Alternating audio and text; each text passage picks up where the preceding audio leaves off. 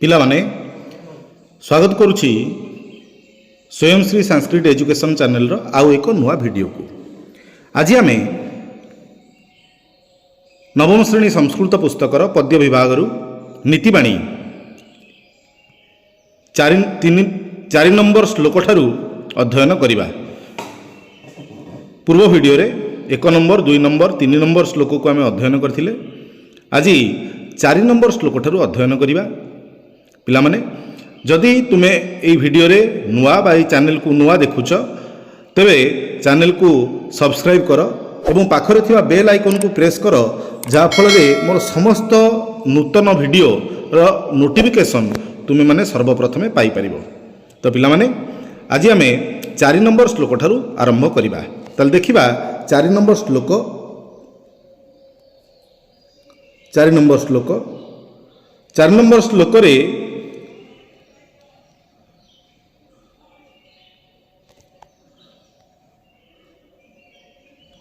4 নম্বর শ্লোকরে অছি বিনা কার্যেণ যে মূঢ়া গচ্ছন্তি পরমন্দিরম অবশ্যম লঘুতাম জানতি কৃষ্ণ পক্ষে যথা শশী। আউ থরে শ্লোকটি দেখিবা। বিনা কার্যেণ যে মূঢ়া গচ্ছন্তি পরমন্দিরম অবশ্যম লঘুতাম জানতি কৃষ্ণ পক্ষে যথা শশী। তো পিলাମାନେ প্রথমে শ্লোকটির অন্বয় আমি দেখিবা। প্রথমে শ্লোকটির অন্বয়কু দেখিবা। যে প্রথমে যে মূঢ়া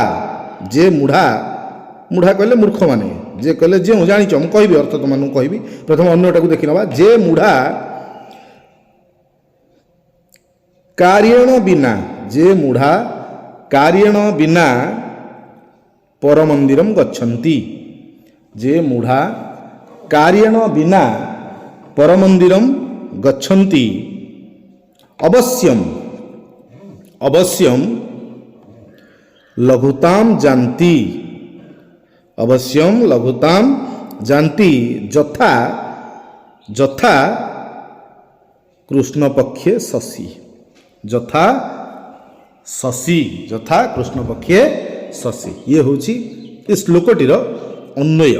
বর্তমান আমি ক্লিষ্ট শব্দ কোণ অছি দেখিবা। ক্লিষ্ট শব্দ কোণ অছি উক্ত শ্লোকরে তোমানে জানিছ পিলাମାନେ। ମୁଁ କହିଲି ଯେ କହିଲେ ଯେଉଁ, ମୂଢ଼ା କହିଲେ ମୂର୍ଖ ଲୋକମାନେ, ଗଚ୍ଛନ୍ତି କହିଲେ ଯାଆନ୍ତି, ପରମନ୍ଦିରମ୍ କହିଲେ ଅନ୍ୟର ଘରକୁ, ବିନା କହିଲେ ବିନା କାର୍ଯ୍ୟେଣ ବିନା କାର୍ଯ୍ୟରେ, ଅବଶ୍ୟମ୍ ନିଶ୍ଚିତ, ଲଘୁତାମ୍ କହିଲେ ଛୋଟ ହେବା କ୍ଷୀଣ ହେବା, କୃଷ୍ଣ ପକ୍ଷ ତମାନେ ଜାଣିଛ ଆମର ଯେଉଁ ଦୁଇଟି ପକ୍ଷ ଅଛି, ଗୋଟିଏ ଶୁକ୍ଳ ପକ୍ଷ କୃଷ୍ଣ ପକ୍ଷ। ଶୁକ୍ଳ ପକ୍ଷରେ ଚନ୍ଦ୍ରମା ବଢ଼ି ବଢ଼ି ପୂର୍ଣ୍ଣମୀ ଦିନ ପୂର୍ଣ୍ଣତ୍ୱକୁ ପ୍ରାପ୍ତ କରନ୍ତି, କିନ୍ତୁ କୃଷ୍ଣ ପକ୍ଷରେ ହାନି ହେଇ ପରିଶେଷରେ ଅମାବାସ୍ୟାରେ ବିଲୁପ୍ତ ହୁଅନ୍ତି ଚନ୍ଦ୍ର। ଆଚ୍ଛା, ଯଥା କହିଲେ ଯେଉଁଭଳି, ଶଶୀ କହିଲେ ଚନ୍ଦ୍ରମା। ତ ପିଲାମାନେ କ୍ଲିଷ୍ଟ ଶବ୍ଦମାନଙ୍କୁ ଆମେ ଜାଣିଲେ। ବର୍ତ୍ତମାନ ଆମେ ଉକ୍ତ ଶ୍ଲୋକର ସନ୍ଧି ବିଚ୍ଛେଦ କ'ଣ ଅଛି ଦେଖିବା। ଉକ୍ତ ଶ୍ଲୋକରେ ସନ୍ଧିପଦ କ'ଣ ଅଛି ନା, ସନ୍ଧିପଦ ମୂଢ଼ା ଗଚ୍ଛନ୍ତି, ଇଏ ସନ୍ଧିପଦ ମୂଢ଼ା ଗଚ୍ଛନ୍ତି। ଏକୁ ଆମେ ଯଦି ବିଚ୍ଛେଦ କରିବା, ମୂଢ଼ାହା ଗଚ୍ଛନ୍ତି, ମୂଢ଼ାହା କୋଣ ବିସର୍ଗଟି ଲାଗିବ, ମୂଢ଼ାହା ଗଚ୍ଛନ୍ତି। ଆଚ୍ଛା, ଆମେ ସକାରଣ ବିଭକ୍ତି ବର୍ତ୍ତମାନ ଦେଖିବା। ସକାରଣ ବିଭକ୍ତି ଯେ କର୍ତ୍ତରୀ ପ୍ରଥମା, ଯେ ହେଲା କର୍ତ୍ତରୀ ପ୍ରଥମା। ଆଚ୍ଛା, ମୂଢ଼ାହା ମଧ୍ୟ କର୍ତ୍ତରୀ ପ୍ରଥମା ଏବଂ ଶଶୀ ମଧ୍ୟ କର୍ତ୍ତରୀ ପ୍ରଥମା। ଏ ତିନୋଟି, ଯେ କର୍ତ୍ତରୀ ପ୍ରଥମା, ମୂଢ଼ା କର୍ତ୍ତରୀ ପ୍ରଥମା ଏବଂ ଶଶୀ ମଧ୍ୟ କର୍ତ୍ତରୀ ପ୍ରଥମା। ଆଚ୍ଛା, ପରମନ୍ଦିରମ୍ ୟାର ସକାରଣ ବିଭକ୍ତି କ'ଣ ନା କର୍ମଣି ଦ୍ୱିତୀୟା, ପରମନ୍ଦିରମ୍ କର୍ମଣି ଦ୍ୱିତୀୟା। ଆଚ୍ଛା, ଲଘୁତାମ୍ ମଧ୍ୟ କର୍ମଣି ଦ୍ୱିତୀୟା। ଆଚ୍ଛା, କାର୍ୟଣ ବିନାର ସକାରଣ ବିଭକ୍ତି ହେଉଛି ବିନା ଯୋଗେ ତୃତୀୟା। ଏଠି କାର୍ଯ୍ୟ ପାଖରେ ତୃତୀୟା ବିଭକ୍ତି ହେଇଛି କାର୍ୟଣ ବିନା। କୃଷ୍ଣ ପକ୍ଷେ ଅଧିକରଣେ ସପ୍ତମୀ, ବୁଝିଲା, କୃଷ୍ଣ ପକ୍ଷେ ଅଧିକରଣେ ସପ୍ତମୀ। ତ ପିଲାମାନେ ସକାରଣ ବିଭକ୍ତି ଆମେ ଜାଣିଲେ। ବର୍ତ୍ତମାନ ଉକ୍ତ ଶ୍ଲୋକର ଅର୍ଥକୁ ଆମେ ବୁଝିବା। ଏ ଶ୍ଲୋକର ଅର୍ଥ କ'ଣ? ଶ୍ଲୋକଟି କ'ଣ କହିଲେ ନା, ଯେ ମୂଢ଼ାହା, ଅନ୍ୱୟ ଦେଖିବା। ଯେ ମୂଢ଼ାହା କାର୍ୟଣ ବିନା परमंदिरम गच्छन्ति जे मूढ़ा कार्येण विना परमंदिरम गच्छन्ति अवश्यम लघुताम जानती यथा कृष्ण पक्षे शशि यथा कृष्ण पक्षे शशि। तार अर्थ कौन पिला माने ना आम माने एटी उक्त श्लोक रे जो मूर्ख व्यक्ति माने बिना कार्य अन्यर घर को जीवा आसिबा करती जानती सेमानंकर सेमाने छोट हुअन्ति छोट हो जाती बोली उक्त श्लोक रे वर्णना करा जायछि। अग्निपुराण रे गोटे कहा जायछि प्रयोजन मनुद्देश्य मंदोपि न प्रवर्तते। अग्निपुराण रे कहा जायछि प्रयोजन मनुद्देश्य मंदोपि न प्रवर्तते अर्थात प्रयोजन बिना कौनसी मंद कार्य मध्य करा जाई न थाए। प्रत्येक कार्य रे किछि ना किछि प्रयोजन बा उद्देश्य निश्चित भाव रे थाए बुझिला। अच्छा तार व्यतिक्रम स्थले जो मूर्ख व्यक्ति बिना कार्य रे जो मूर्ख व्यक्ति तो श्लोकर अर्थ होछि जो मूर्ख व्यक्ति बिना कार्य रे अन्य घर को जानती अन्य परमंदिरम अन्य घर को जानती सेमाने निश्चय छोट हो जाती अर्थात तांको सम्मान क्षीण हुए छोट हो जाती सेमाने जेपरी कृष्ण पक्षरे चंद्रमांकर आकार छोट होई होई अमावास्या दिन विलुप्त होती दृश्यमान होती नहीं। ठीक सेहीपरि ये जो मूर्ख व्यक्ति जे बिना कार्य परर घर को बा अन्यर घर को प्रतिदिन जीवा आसिबा करती जानती तांको सम्मान तांकर छोट हो जाती से माने तांको सम्मान क्षीण होई होई परिशेष रे सम्मान विलुप्त हुए बुझेला। उक्त श्लोकर अर्थ एया। तो पिला माने वर्तमान आमे देखिबा 5 नंबर श्लोक 5 नंबर श्लोक देखिबा कोन अछि। 5 नंबर श्लोक हला परोपकाराय फलन्ति वृक्षाः परोपकाराय वहन्ति नद्यः परोपकाराय दुहन्ति गावः परोपकारार्थम इदम शरीरम परोपकारार्थम इदम शरीरम। आउ थोड़े श्लोकटी को देखिबा पिला माने परोपकाराय फलन्ति वृक्षाः परोपकाराय वहन्ति नद्यः परोपकाराय दुहन्ति गावः परोपकारार्थम इदम शरीरम। तो पिला माने वर्तमान आमे उक्त श्लोकर अन्वय को देखिबा। अन्वय कौन अछि ना वृक्षाः परोपकाराय फलन्ति वृक्षाः परोपकाराय फलन्ति। अच्छा नद्यः परोपकाराय वहन्ति नद्यः परोपकाराय वहन्ति। अच्छा गावः परोपकाराय दुहन्ति गावः परोपकाराय दुहन्ति बुझेला। अच्छा तो तापरे इदम शरीरम परोपकारार्थम अन्वय देखिले आमे कोन ना वृक्षाः परोपकाराय फलन्ति नद्यः परोपकाराय वहन्ति गावः परोपकाराय दुहन्ति इदम शरीरम परोपकारार्थम। ये होची उक्त श्लोकर अन्वय। तो पिला माने आगो आमे संधि पद देखि नबा कोन कोन संधि पद श्लोक रे अछि ताको भलो भाबरे देखि नबा।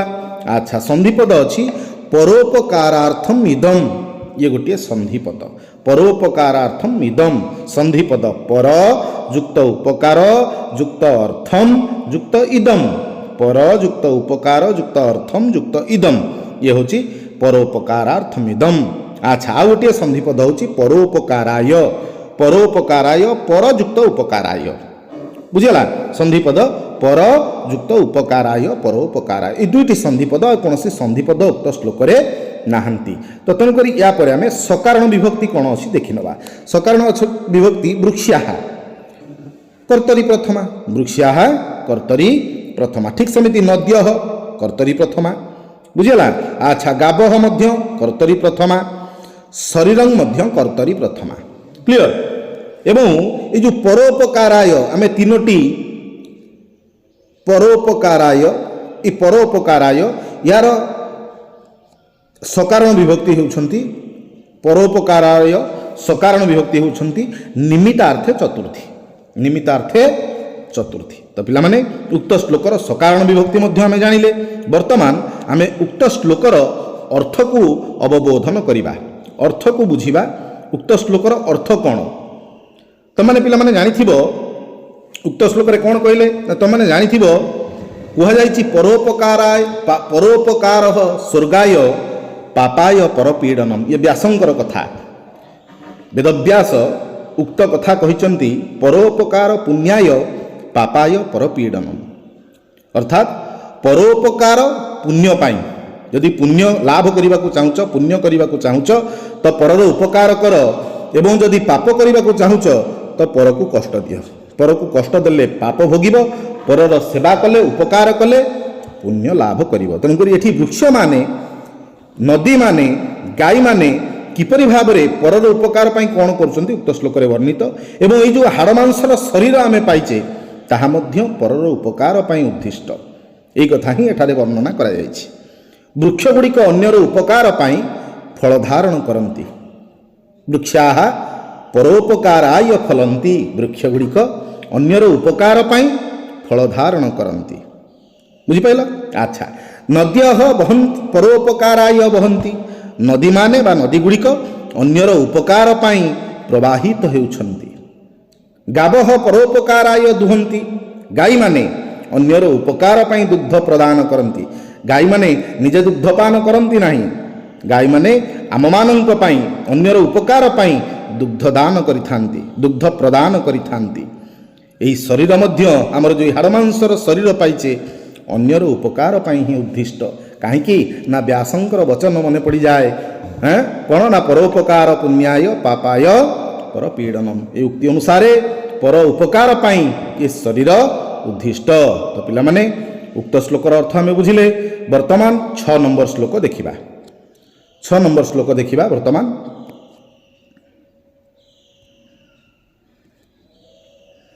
କହିଲେ ନମନ୍ତି ଫଳିନୋ ବୃକ୍ଷା ନମନ୍ତି ଗୁଣିନୋ ଜନାଃ ଶୁଷ୍କ ବୃକ୍ଷାଶ୍ଚ ମୂର୍ଖାଶ୍ଚ ନ ନମନ୍ତି କଦାଚନ। କ'ଣ କହିଲେ? ଆଉ ଥରେ ଶ୍ଲୋକଟି ଦେଖିବା। ନମନ୍ତି ଫଳିନୋ ବୃକ୍ଷାଃ ନମନ୍ତି ଗୁଣିନୋ ଜନାଃ ଶୁଷ୍କ ବୃକ୍ଷାଶ୍ଚ ମୂର୍ଖାଶ୍ଚ ନ ନମନ୍ତି କଦାଚନ। ଆଚ୍ଛା ପିଲାମାନେ, ଉକ୍ତ ଶ୍ଲୋକର ଅନ୍ୱୟକୁ ବର୍ତ୍ତମାନ ଆମେ ଦେଖିବା। ଅନ୍ୱୟ କ'ଣ ଅଛି ଏ ଶ୍ଲୋକରେ? ଅନ୍ୱୟ ଅଛି ଫଳିନ ବୃକ୍ଷା ନମନ୍ତି। ଫଳିନ ବୃକ୍ଷା ନମନ୍ତି। ଗୁଣିନ ଜନାଃ ନମନ୍ତି ଚ। ଗୁଣିନ ଜନାଃ ନମନ୍ତି ଚ। ଏଠି ଚଟା ତଳେ ଅଛି, ଏଠି ନୁହେଁ।